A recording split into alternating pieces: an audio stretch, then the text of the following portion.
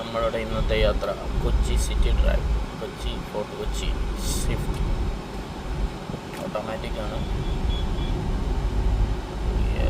13,000 kilometre ഓടിയിട്ടുള്ളൂ.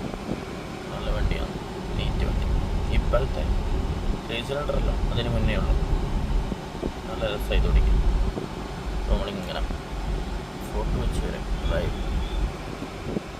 നമ്മളിങ്ങനെ പോയിട്ട് old ഹാർബറിൻ്റെ അടുത്തെത്താനായി ഇങ്ങനെ പോകുന്നു. അപ്പോൾ രാവിലെ ഒന്ന് ഗുരുവായൂർ പോയിട്ട് വന്നതാണ്. രാവിലെ അത് ഞാൻ വീഡിയോ ഒന്നും എടുത്തില്ല. ഒരു സാൻഡ്രോ ആയിരുന്നു, പഴയ സാൻഡ്രോ.